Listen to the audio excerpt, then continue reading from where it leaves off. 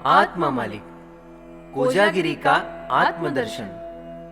आत्मा मालिक माऊली के इस विश्वात्मक कार्य में दशकों से हर माह 14 पर उत्सव मनाया जाता रहा है। कृष्ण पक्ष में चंद्रमा आकाश में घटता जाता है और शुक्ल पक्ष में यह बढ़ता जाता है। शुक्ल पक्ष की चतुर्दशी यानी चंद्रमा की चतुर्दशी तिथि को 14 कहा जाता है। इस 14 की रात्रि को धरती पर चंद्रमा की ठंडी रोशनी में सात्विक और आध्यात्मिक किरणों की वर्षा होती है। वैज्ञानिक दृष्टि से भी इस तिथि पर व्रत करना साधक के जीवन में बहुत महत्व रखता है। चंद्रमा को देखने से ताप जाता है, गंगा के दर्शन से पाप नष्ट हो जाता है, श्री गुरु के दर्शन से ताप और पाप दोनों चले जाते हैं। सूर्य तेज का प्रतीक है तो चंद्रमा शीतलता का प्रतीक है, इसलिए चंद्रमा के दर्शन से तनाव दूर होता है, जबकि गंगा के दर्शन से पाप का नाश होता है।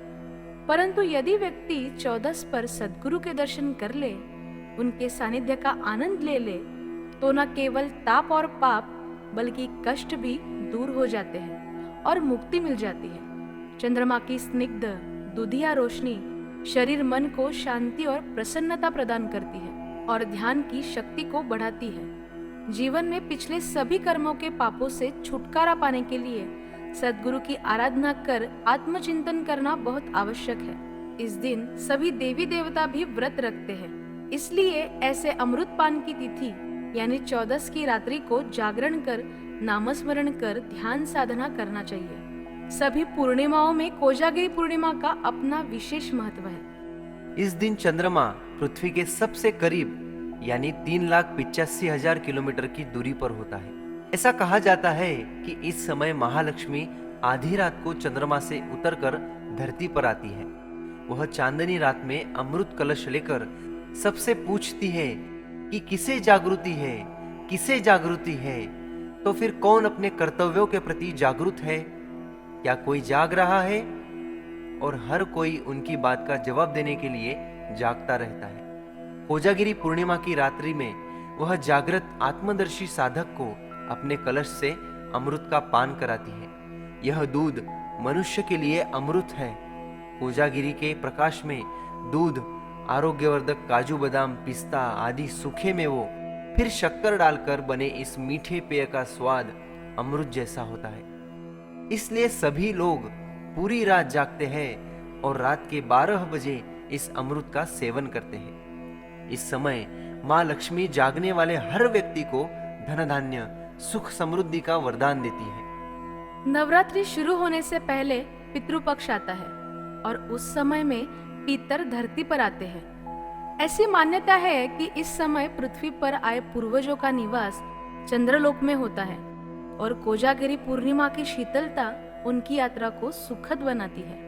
इस दिन कई जगह पितरों को अलविदा कहने के लिए नदियों या नहरों में दीपदान अर्थात दीपक छोड़े जाते हैं। नवरात्रि के दौरान कई लोग कठोर तपस्या करते हैं। इस तप से प्राप्त ऊर्जा उनके मस्तिष्क में संग्रहित होती है। इस ऊर्जा को पूरे शरीर में प्रवाहित करने के लिए साधक कोजागिरी पूर्णिमा पर अनुष्ठान करते हैं। ध्यान साधना की ऊर्जा को सहज प्रवाहित करने की क्षमता चंद्रमा की शीतलता में होती है और खीर या दूध पीने से उन्हें शक्ति मिलती है। कोजागिरी के शीतल चंद्रमा को शरीर पर धारण करने से मानसिक शांति, मानसिक शक्ति, अच्छा स्वास्थ्य मिलता है।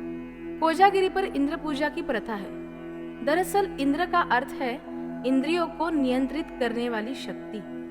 ऐसे महान साधकों की इंद्रिय शक्तियों से इंद्र देवता उसके पूर्ण नियंत्रण में होते हैं और यही सच्ची इंद्र पूजा है।